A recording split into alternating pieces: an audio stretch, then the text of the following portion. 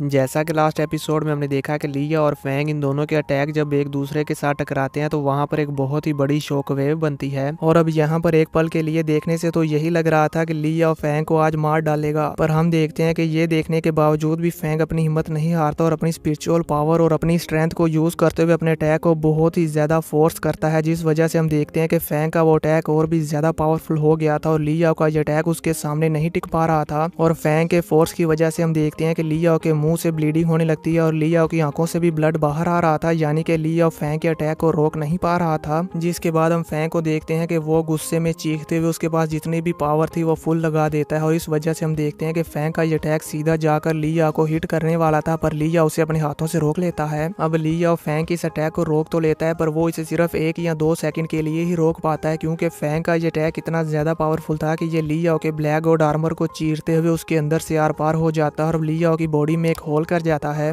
ये देखकर एल्डर याओरा और एल्डर वेलिडमीर को बहुत ही बड़ा झटका लगता है और वो कहते हैं क्या ये कैसे हो गया। जिसके बाद हम सुप्रीम कोर्ट में खड़े सभी वॉरियर्स को देखते हैं जो ये देखकर कहते हैं ऐसा नहीं हो सकता, ये इम्पॉसिबल है। लिया को इस तरह से हारते हुए देखकर एल्डर यी साइड को तो यकीन ही नहीं होता कि लुवो फैंग ने लिया को हरा दिया है और वो गुस्से में कहते हैं लुवो फैंग मैं तुम्हें नहीं छोड़ूंगा। तभी एल्डर यी साइड के पीछे से एल्डर येन हाई आते हैं और वो कहते हैं कि ये कैसे हो सकता है, लिया ने अभी अभी ब्रेक थ्रू किया था और वो लुवो फैंग से बहुत ही ज्यादा पावरफुल है, लुवो फैंग लिया को कैसे किल कर सकता है, ये इम्पॉसिबल है। तभी वहां पर उन सभी वॉरियर्स में से एक वॉरियर आगे आता है और वो लुवो फैंग की हेवनली फॉरबिडन शटल को देखते हुए अपने मन में सोचता है आखिर ये किस तरह का वेपन है जो कि इतना ज्यादा पावरफुल है। जिसके बाद हम लीडर होंग और वॉरियर ली शैन को देखते हैं और ये दोनों ही फैंग के इस अटैक को देखकर काफी हैरान होते हैं। अब हम लिया को देखते हैं जो कि काफी ज्यादा इंजर्ड हो गया था, पर वो अभी भी हार नहीं मान रहा था और कहता है क्यों, आखिर ऐसा क्यों हुआ। और वो कहता है कि मैं ये एक्सेप्ट नहीं कर सकता, मैं तुम्हारे हाथों नहीं मरूंगा चाहे कुछ भी हो जाए। जिसके बाद लिया यहाँ पर एक और अटैक को रेडी करने लगता है और हम देखते हैं कि इसकी वजह से लिया के बॉडी पार्ट्स का साइज बड़ा होने लगता है। लिया के मसल्स, लेग्स, आर्म, चेस्ट इन सब का साइज काफी बड़ा हो जाता है, जैसे कि ये कोई बॉडी बिल्डर बन रहा हो। लिया के साइज को इस तरह से बड़ा होता हुआ देखकर फैंग, एल्डर वेलिडमीर, एल्डर याओरा तीनों ही काफी ज्यादा शॉक हो जाते हैं। एल्डर वेलिडमीर ये देखकर बहुत ही ज्यादा गुस्से में आ जाते हैं और वो कहते हैं कि ये लिया अपने आप को ब्लास्ट करने की कोशिश कर रहा है। ये सुनकर एल्डर याओरा फैंग से कहते हैं लुवो फैंग जल्दी से फाइटर जेट पर आ जाओ, पर हम देखते हैं कि लिया फैंग को भागने का मौका ही नहीं देता और वो बहुत ही ज्यादा स्पीड के साथ फैंग के पास आ जाता है। ये देखकर लीडर होंग और वॉरियर ली शैन भी काफी ज्यादा हैरान हो जाते हैं कि आखिर ये लिया करना क्या चाहता है। जिसके बाद हम लिया को देखते हैं जो कि फैंग के पास आकर वहां पर एक बहुत ही बड़ा ब्लास्ट करता है, जो देखकर एल्डर याओरा कहती है अगर कोई बियॉन्ड गॉड और वार वॉरियर इस तरह से अपनी वैटेलिटी को जलाकर खुद को ब्लास्ट करता है तो उसकी पावर एक न्यूक्लियर बॉम्ब से भी काफी ज्यादा होती है। और अभी लिया और फैंग के जितने ज्यादा करीब है, इतने करीब होते हुए इस ब्लास्ट को रोक पाना बहुत ही ज्यादा मुश्किल है। इस अर्थ पर ऐसा कोई भी नहीं है जो कि इस धमाके की इतनी ज्यादा क्लोज रेंज से जिंदा सर्वाइव कर पाए। और फिर वो आखिरी बार लुवो फैंग को आवाज देती है और हम देखते हैं कि तब तक बहुत देर हो चुकी थी और वहां पर ये ब्लास्ट हो चुका था। इस ब्लास्ट की एनर्जी इतनी ज्यादा हाई थी कि आप सभी लोग स्क्रीन पर देख सकते हैं कि इसका धमाका कितना ज्यादा बड़ा था। सुप्रीम कोर्ट में मौजूद सभी वॉरियर्स ये देखकर बहुत ही ज्यादा डर जाते हैं और उनके पैर भी कांप उठते हैं। एल्डर यी साइट और एल्डर येन हाई भी ये देखकर काफी हैरान होते हैं और लीडर होंग और वॉरियर ली शैन भी। जिसके बाद हम उस बॉम्ब ब्लास्ट वाली जगह देखते हैं जहां पर हर तरफ धुआं ही धुआं था। तभी वहां पर एल्डर याओरा अपना फाइटर जेट लेकर आती है और फिर जब उस जगह से सारा धुआं खत्म हो जाता है तो वो अपने स्मार्ट फाइटर जेट को वहां पर लैंड करते हैं। जिसके बाद एल्डर वेलिडमीर फाइटर जेट से बाहर आते हैं और एल्डर याओरा भी बाहर आ जाती हैं। जिसके बाद ये दोनों मिलकर वहां पर फैंग को ढूंढने लगते हैं। कुछ कदम आगे चलने पर इन्हें वहां पर धुएं में एक गोल्डन एग नजर आता है और हम देखते हैं कि ये गोल्डन एग और कोई नहीं बल्कि फैंग की हेवनली फॉरबिडन शटल होती है जिसने फैंग को प्रोटेक्ट कर लिया था। और अब हम देखते हैं कि वो एग चमकने लगता है जिसे देखकर सुप्रीम कोर्ट में मौजूद सभी वॉरियर्स काफी हैरान हो जाते हैं। जिसके बाद हम देखते हैं कि वो एग ओपन होता है और उसमें से लुवो फैंग बाहर गिरता है। यहाँ पर फैंग इतना ज्यादा वीक हो गया था कि वो अपने पैरों पर खड़ा भी नहीं हो पाता और अपने घुटनों पर गिर जाता है। फैंग को अभी तक जिंदा देखकर एल्डर यी साइट और एल्डर येन हाई दोनों ही काफी ज्यादा चौंक जाते हैं और सुप्रीम कोर्ट में मौजूद सभी वॉरियर्स को अपनी आंखों पर यकीन ही नहीं होता कि फैंग इतने बड़े ब्लास्ट के बाद भी जिंदा बच गया। फैंग को जिंदा देखकर लीडर होंग भी खुश हो जाते हैं और उनके फेस पर भी एक स्माइल आ जाती है। तभी वहां पर एक वॉरियर आगे आता है और वो कहता है कि लुवो फैंग के पास ये जो वेपन है ये तो बहुत ही ज्यादा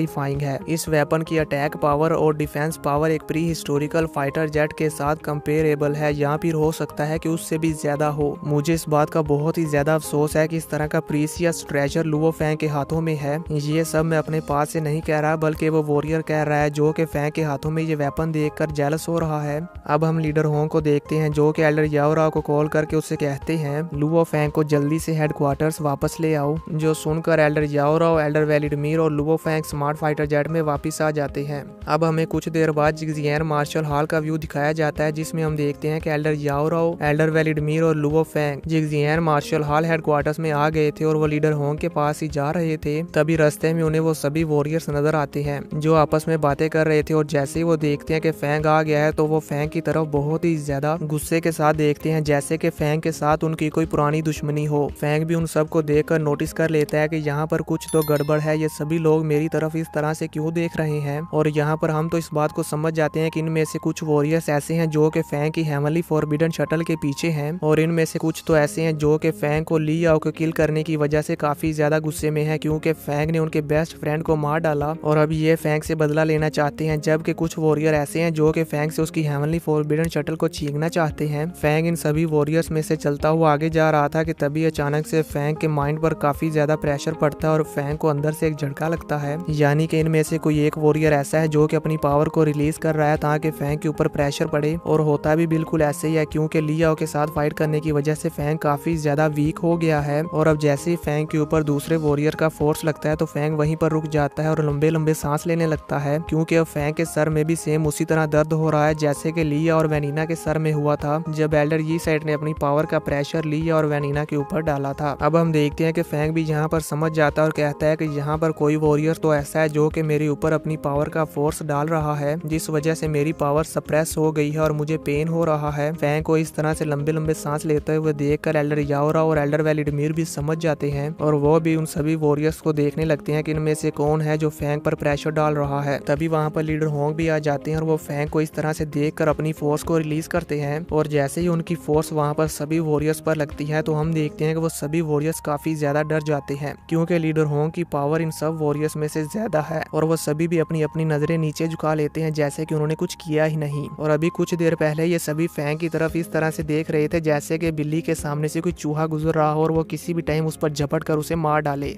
और इसी के साथ ये एपिसोड खत्म हो जाता है। तो देखेंगे नेक्स्ट एपिसोड में कि लीडर होंग इन सभी वॉरियर्स के साथ क्या करेंगे।